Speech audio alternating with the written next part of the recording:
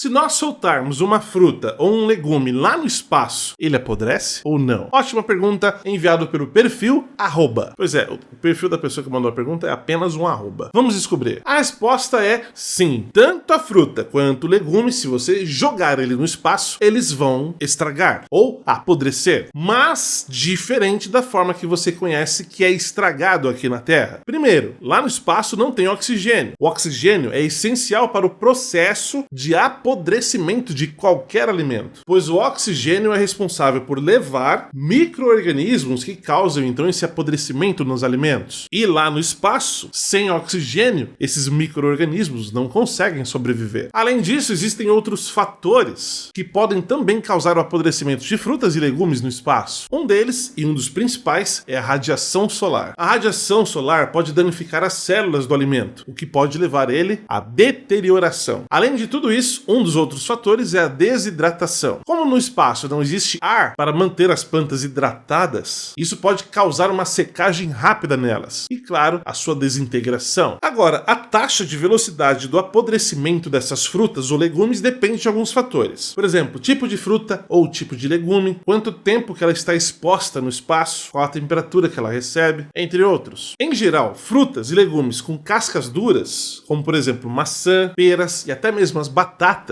tendem a aguentar um pouco mais de radiação e de temperatura extrema, ou seja, demoram um pouco mais para se apodrecer, para se deteriorar. Alimentos como legumes e frutas de cascas leves, como morangos, bananas e até pepinos, estragam mais rápido. Inclusive, alguns anos atrás, a NASA realizou alguns estudos e até mesmo alguns experimentos no espaço sobre isso. Por exemplo, eles deixaram uma banana no espaço por cerca de 3 meses. Depois foram lá e recolheram a banana. Ela estava desidratada e com a casca bem escura. A polpa da banana estava bem mole e com um cheiro bem desagradável. Outro experimento realizado pela NASA envolveu uma exposição de tomates de diferentes níveis de radiação. Eles pegaram, né? Os tomates que ficaram mais expostos à radiação solar estragaram mais rápido, apodreceram mais rapidamente, enquanto aqueles outros que ficaram menos expostos demorou um pouco mais para apodrecer. Enfim, a temperatura, falta de oxigênio, radiação solar, falta de umidade faz com que o alimento seja, sim, estragado lá no espaço, tanto com frutas quanto com legumes. Afinal de contas, por que um time de futebol não pode se tornar 100% SAF? Por quê? Boa pergunta, enviada pelo Lucas OS de Araguaína, Tocantins. Vamos descobrir? Bom, um time não pode se tornar 100% SAF devido a uma lei de número 14.193/2021. Olha só, a lei que instituiu a Sociedade Anônima do Futebol, conhecida como SAF, ou seja, Sociedade Anônima do Futebol, SAF. Essa lei determina que os clubes de futebol brasileiros devem manter no mínimo 10%, olha só, 10% de suas ações em poder da torcida.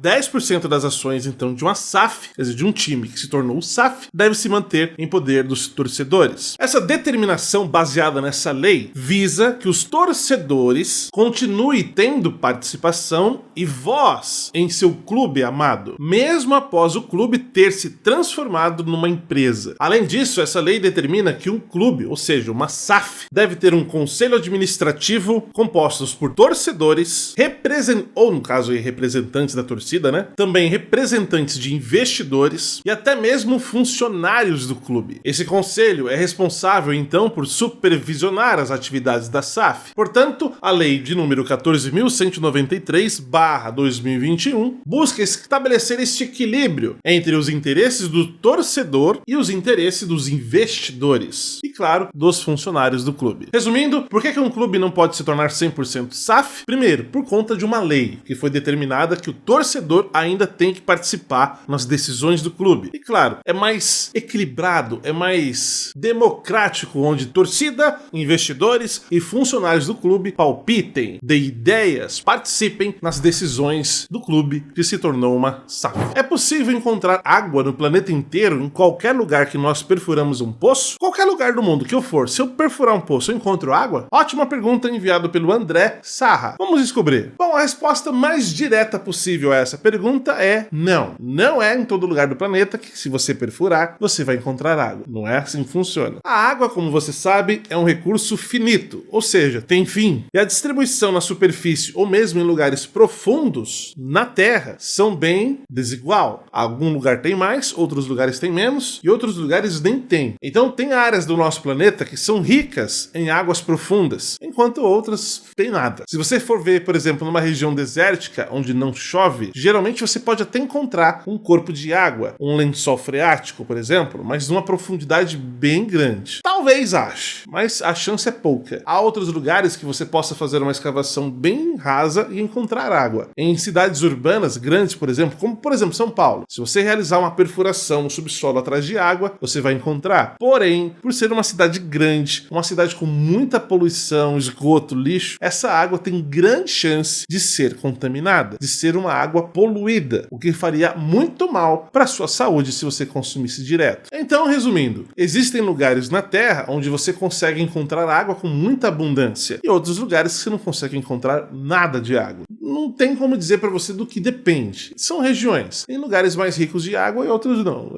Praticamente esse é o ponto. Já pensou se tivesse na Terra inteira? Aí ia ser bem legal, né? Afinal de contas, por que os porcos gostam de comer coisas estragadas? Ou coisas que estão entrando em decomposição? Muito boa pergunta e muito bem observado. Inclusive, essa sugestão foi enviada pelo Vitor Batista. Vamos entender. Na realidade, os porcos são animais onívoros. Adriano, o que são animais onívoros? São animais que comem tanto plantas quanto outros animais. E os porcos têm um sistema digestivo muito eficiente, que permite que eles possam comer uma variedade grande de alimentos, o que inclui alimentos que nós humanos consideramos estragados. Outra coisa que também explica muito bem isso é que o olfato, ou seja, o poder de sentir o cheiro dos porcos, e o paladar, que é o que sente o gosto, deles são menos sensíveis quando comparados ao nosso. Então eles não sentem bem o cheiro das coisas, muito menos o gosto delas. Nós sentimos bem o cheiro e sentimos também bem o gosto. Os porcos não. Então os porcos não rejeitam os alimentos com base no cheiro, ou mesmo, como eu disse, no sabor. Mesmo que nós, seres humanos, consideramos que aquele alimento está cheirando mal, os porcos não sentem isso. Outro ponto é que o estômago dos porcos é muito grande e ele tem um sistema digestivo, como eu disse, muito poderoso, cheio de ácidos. E esses ácidos são muito resistentes às bactérias presentes nestes alimentos que estão se deteriorando, estragados ou em decomposição. Ou seja, o estômago ali, a parte interior, mata todas essas bactérias nocivas, não deixando assim que os porcos fiquem doentes, porque ou por conta de algo que eles tenham comido. Resumindo, os porcos comem de tudo. Eles não sentem muito cheiro, nem o paladar, quer dizer, nem o gosto, por isso eles mandam ver em qualquer coisa que eles encontram pela frente. Eles são onívoros, comem tanto plantas quanto animais, ou seja, comem de tudo. E claro, seu estômago faz com que eles não passem mal, pois a quantidade de ácidos presentes matam todas as bactérias nocivas à saúde. É por isso então que os porcos comem de tudo. Se o sol apagar do nada assim, de repente, quanto tempo de vida nós aqui na Terra teríamos? Quer dizer, quanto tempo nós conseguiríamos mantermos vivos? Boa pergunta, enviado pelo Igor Santos. Vamos descobrir. Bom, respondendo assim de maneira mais simples possível, nós conseguiríamos viver, quer dizer, algumas semanas ou possivelmente até no máximo 2 meses. Entenda por quê. Bom, primeiramente nós sabemos que leva 8 minutos para a luz presente no Sol chegar aqui na Terra. Então, se acontecesse alguma coisa que apagasse o Sol, nós só descobriríamos 8 minutos depois. Os dias seriam noites, ou seja, não teríamos mais um dia claro, seria escuro todos os dias. A temperatura da Terra iria diminuir gradativamente, não iria diminuir de uma vez porque muito calor ainda estão concentrados em nossa atmosfera e também nos oceanos. Então levaria algumas semanas, talvez,